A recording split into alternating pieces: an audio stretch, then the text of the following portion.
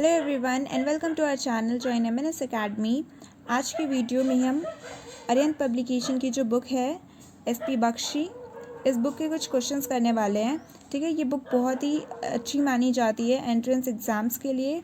तो मैंने इस बुक के जो इम्पोर्टेंट पोर्शंस हैं हमारे लिए, उसके हिसाब से कुछ टॉपिक्स लिए और हम उस टॉपिक्स के जो एक्सरसाइज है वो करेंगे। ठीक है, तो सबसे पहले मैं आपको इसका इंडेक्स दिखा देती हूँ कि इंडेक्स में क्या क्या दिया हुआ है।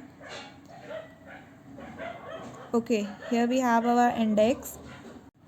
ओके, तो कंटेंट क्या क्या है इसमें देख लेते हैं एक बार।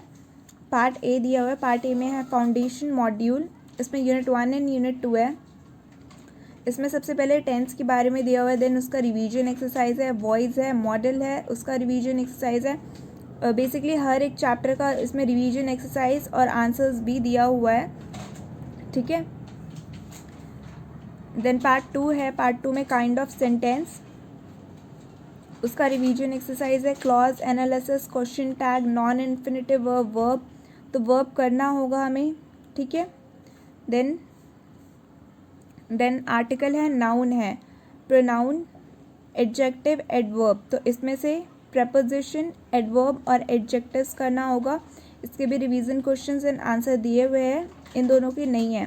ठीक है, इसमें भी आर्टिकल और नाउन, नाउन प्रोनाउन करना होगा और आर्टिकल भी करना होगा। तो यूनिट 3 यूनिट 4 यहाँ से हमारे लिए इंपॉर्टेंट टेंसेस के ज़्यादा क्वेश्चंस नहीं आते हैं। Then unit 5 phrasal verbs and idiom and phrases. ये बहुत इंपॉर्टेंट है क्योंकि 5 मार्क्स का डायरेक्ट क्वेश्चन आता है इडियम एंड फ्रेजेस का। एंड इसके रिव्यू एक्सरसाइज और जो आंसर है वो करेंगे हम आज। ठीक है, तो चैप्टर 16 जो है वो आज करने वाले हैं। Then spotting error, sentence improvement, selecting the correct sentence, फिर सिनोनिम्स हैं, वन वर्ड सब्स्टिट्यूशन है, वर्ड्स विद मीनिंग दिए हुए हैं। बहुत सारे इसमें पार्ट्स हैं, तो हम लोग एक एक करके देखेंगे। तो आज हम चैप्टर 16 करने वाले हैं। So here is chapter 16 idiom and phrases. तो इसमें बहुत सारे ईडियम एंड फ्रेजेस दिए हुए हैं। ठीक है, और साथ में उसकी मीनिंग्स और सेंटेंस के साथ कैसे यूज़ होगा वो दिया हुआ है। जैसे पहला ए से दिया हुआ है तो ऐसे ए बी, ए से पूरा जेड तक दिया हुआ है। ठीक है, तो आप लोग वो रीड कर लेना, क्योंकि आप लोग मुझे क्वेश्चंस करवाने के लिए बोल रहे हो कि मैम आप एमसीक्यू डालो, तो मैं आपको पहले क्वेश्चन करवा दे रही हूँ। अगर आपको चाहिए तो आप नीचे कमेंट बॉक्स में मुझे बता देना, तो मैं ये सारी जो इसकी एक्सरसाइज दी हुई एक्सरसाइज से पहले जितने भी इडियम एंड फ्रेजेज है मैं वो सारा भी करवा दूँगी। तो हम सीधा अभी डायरेक्ट एक्सरसाइज पे जाते हैं।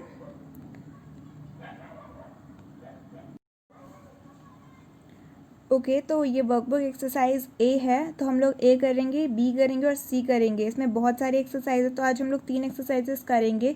डायरेक्शन रीड करते हैं। तो पहला है, for each of the following sentence 4 alternatives are given.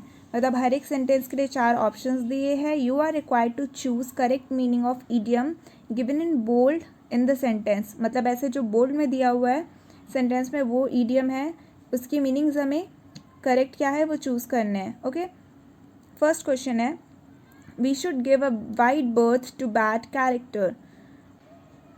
Options है, keep away from, publicly condemned, give publicity to या नॉट सिंपथाइज विद। तो ये 4 ऑप्शन है। इसका करेक्ट आंसर जो है वो है option A, keep away from. ठीक है, बैड कैरेक्टर्स को क्या करेंगे खुद सोचो ना, उनको क्या करेंगे, पब्लिसिटी देंगे, पब्लिकली कंडेम्ड करेंगे, उनके साथ सिंपथाइज नहीं करेंगे। हाँ, ये हो सकता है, लेकिन ऐसे जगह ईडियम एंड फ्रेज आए तो आपको उसका करेक्ट मीनिंग पता होगा तो ही आप कर पाओगे। ठीक है, तो इसके लिए पहले आपको ईडियम एंड फ्रेजेस की नॉलेज भी होनी चाहिए, नहीं कि आप डायरेक्ट सीधा क्वेश्चन करने लगे। जैसे कोई भी एग्जाम होता है, अगर हमें पहले पढ़ा नहीं होगा हमें उसका, तो हम कितने भी क्वेश्चन पेपर सॉल्व कर ले तो नहीं कर पाएंगे।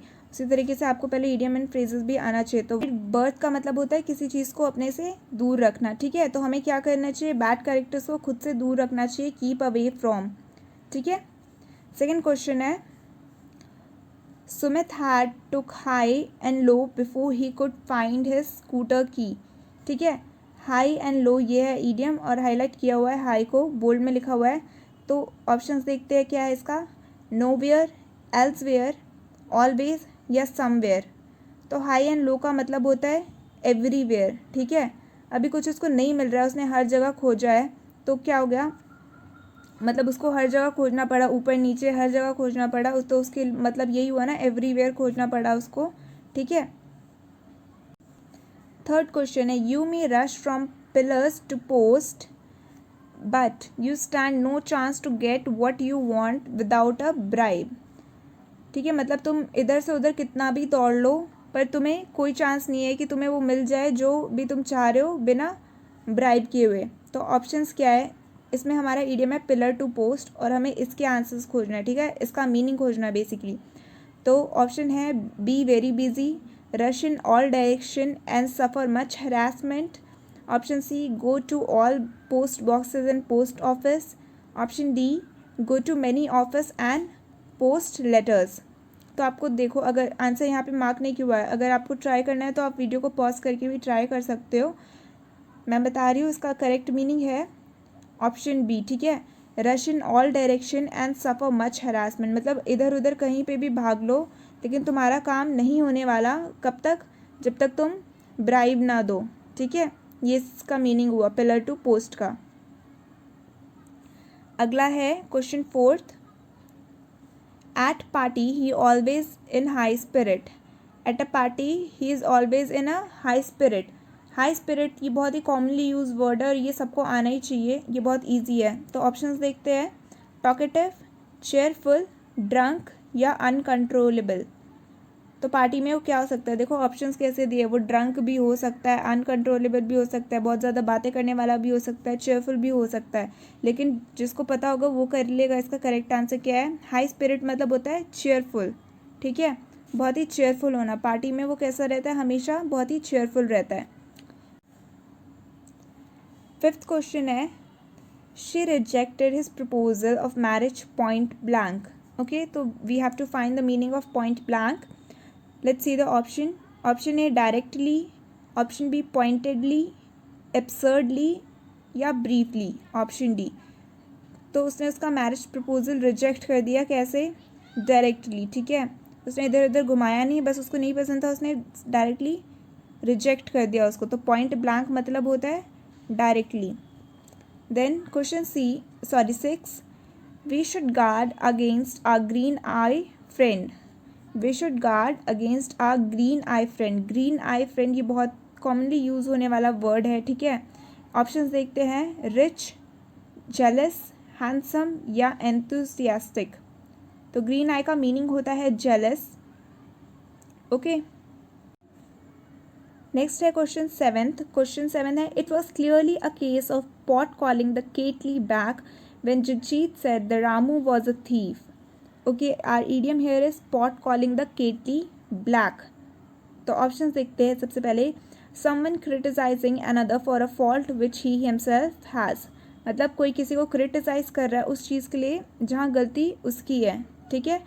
ऑप्शन बी है, a person accusing another of being black. एक पर्सन किसी को एक्यूज़ कर रहा है क्योंकि वो ब्लैक है।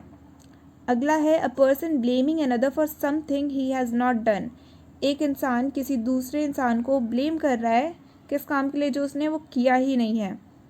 या option D, both are guilty for the same mistake. दोनों सेम मिस्टेक के लिए गिल्टी हैं। तो क्वेश्चन में बोला है case of pot calling the kettle, तो इसका मीनिंग होता है, ऑप्शन करेक्ट आंसर है option A, someone criticising another for a fault he himself has. कोई ऐसी मिस्टेक जो उसमें खुद भी है, मतलब वो खुद भी चोरी करता होगा, खुद भी एक थीफ है और वो दूसरे किसी को थीफ बोल रहा है, ठीक है। क्वेश्चन 8 है, the site of accident made my flash crepe. Okay, accident देख के कैसा फील होता है, अभी देखो ऑप्शन देखो, वरीड मी, फ्राइटन मी, कन्फ्यूज्ड मी या ड्रू माई अटेंशन। क्या वो चिंता करोगे, एकदम डर जाओगे, कंफ्यूज हो जाओगे या वहाँ पे ध्यान जाएगा, क्या होगा। तो इसका करेक्ट आंसर है ऑप्शन बी, डर गया। मतलब वो इतना डेंजर या इतना भयानक एक्सीडेंट था कि उसको देख के उसकी फ्लैश क्रीप हो गई, मतलब वो बहुत ही फ्राइटेंड हो गया, बहुत ही डर गया, ओके। नाइन्थ क्वेश्चन है, he is a queer fish, I have failed to understand him. ठीक है, वो कैसा एक क्योर फिश है और उसको समझने में मैं फ़ेल हो चुकी हूँ। तो इसका मीनिंग बताना है हमें। ऑप्शन है funny person, sensitive person, strange person या क्वेरलसम पर्सन।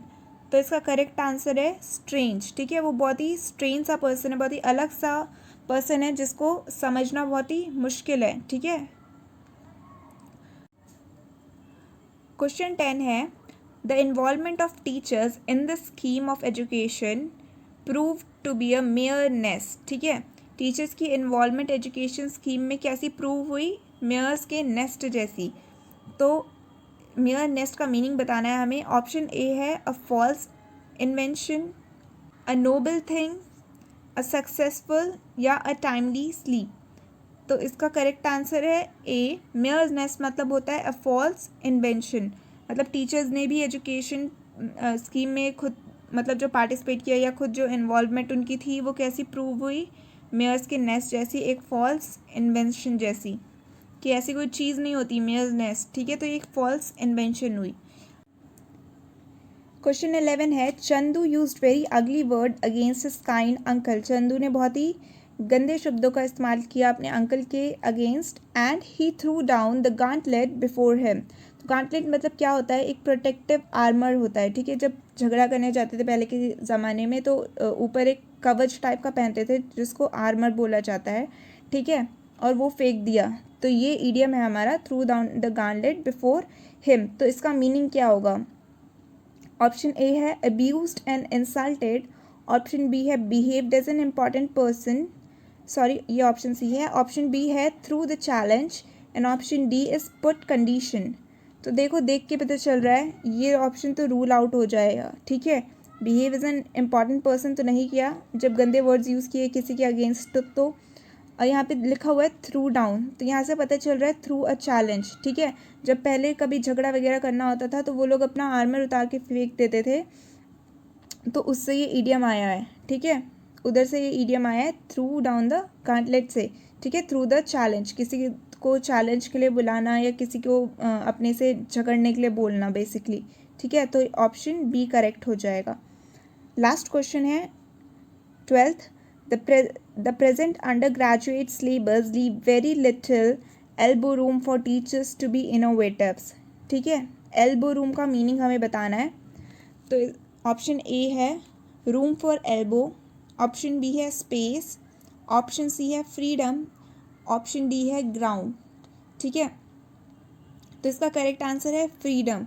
कि जो अभी इतना सारा सिलेबस है तो टीचर्स के बाद बहुत ही कम फ्रीडम बचती है कि वो खुद के कुछ इनोवेशंस या खुद के कुछ और ऐड करके बच्चों को बता सके। तो ये होता है एल्बो रूम का मीनिंग। ठीक है,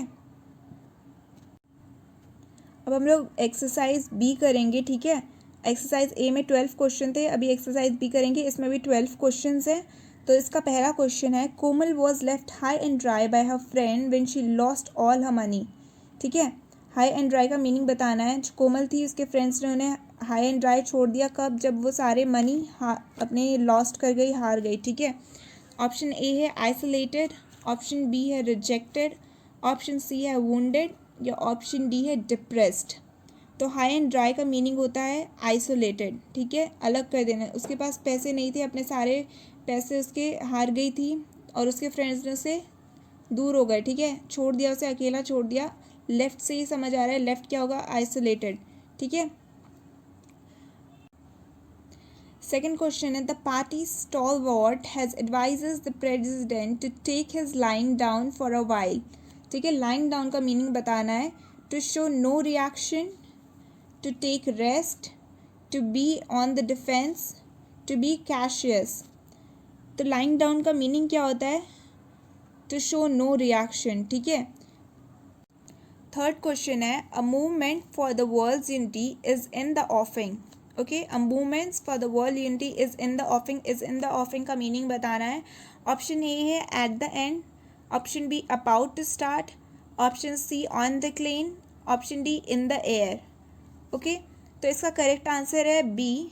ऑफिंग से आपको लगेगा कि एट द एंड या डिक्लेन हो सकता है, दो ऑप्शन ऐसे भी दिए हुए हैं, लेकिन एट इन द ऑफिंग का मीनिंग होता है अबाउट टू स्टार्ट। क्वेश्चन 4 है Sita is not cut out for this kind of work. Not cut out, ठीक है, सीता क्या है? इस तरह के कामों के लिए कर नहीं सकती वो, नॉट ट्रेंड या सुटेबल, रिकमेंडेड, कंसिडर, सारे ऑप्शन देखो कितने मिलते जुलते हैं, ठीक है। तो आपको अच्छे से ग्रिप होनी चाहिए इस पे। इसका करेक्ट आंसर है सुटेबल, ठीक है। इस टाइप के काम वो नहीं कर सकती है, इस टाइप के काम के लिए वो नहीं बनी है। तो ट्रेंड, ये सारे वर्ड्स देखो कितने सिमिलर है। इसका करेक्ट आंसर लेकिन सुटेबल है। क्वेश्चन 5 है, his most trusted friend prove to be a snake in the grass. उसका जो सबसे ट्रस्टेड फ्रेंड था वो कैसा निकला? स्नेक इन द ग्रास, ठीक है। इसका मतलब क्या होगा?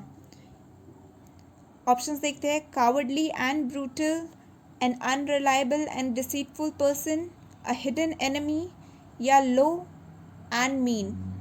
तो इसका करेक्ट आंसर है option C, hidden enemy. Snake in the grass मतलब जब घास पे सांप होता है तो हमें दिखता नहीं है जल्दी, ठीक है, और वहाँ पे कभी भी अटैक कर सकता है। और वो उसका बहुत ही ट्रस्टेड फ्रेंड था, लेकिन वो कैसा निकला? एक हिडन एनिमी की तरह। क्वेश्चन 6 है, the politician was able to sway the mob with his gift of gab. Gift of the gab, ये बहुत इंपॉर्टेंट ईडियम है, इसको आपको अच्छे से याद करना है। ऑप्शंस देखते हैं इसके मीनिंग के। Frequency of speak, flattering words, abundance of promise, political foresight. तो यहाँ पे पॉलिटिशियन दिया, उससे पॉलिटिकल फोरसाइट पर मत जाना क्योंकि ये एकदम रॉन्ग ऑप्शन है। इसका करेक्ट आंसर होता है ए, फ्लुएंसी ऑफ स्पीच, मतलब कितने अच्छे तरीके से बोल रहा है वो, उसका मतलब होता है गिफ्ट ऑफ गैब। गैब मतलब बोलने का तरीका ही होता है, ठीक है। क्वेश्चन 7 है, speaker give a bird eye view to the political condition in the country. Bird eye view, bird eye view, जब अगर बर्ड के आई से कोई देख रहा है तो वो कैसा दिखेगा? खुद सोचो, ऑप्शंस दिया है देखो इधर। A detail presentation, a biased view, a personal view, a general view. तो इसका करेक्ट आंसर है अ जनरल व्यू, ठीक है। ऊपर से थोड़ा थोड़ा सा दिख रहा है जो, तो वो एक जनरल व्यू हुआ, ठीक है। बर्ड्स की आई से कैसा दिखेगा? ऊपर का व्यू ही दिखेगा ना सारा। तो इसका आंसर ये हो गया। क्वेश्चन 8 है, after sowing his wild oat, ये हमारा ईडियम है, sowing his wild oats, Ram has decided to stick the straight and narrow path in the future. तो sowing his straight oat का मीनिंग क्या है? Becoming a gardener, becoming a farmer, a period of wildness, going through a period of irresponsible pleasure seeking. तो sowing is wild oats से आपको लगेगा कि ये कुछ फार्मिंग या गार्डनिंग से रिलेटेड है, बट ये दोनों ही रॉन्ग है, ठीक है। This both are wrong option. इसका करेक्ट आंसर है option D, going through a period of irresponsible pleasure seeking, especially जो टीनेज ईयर्स होते हैं, ओके।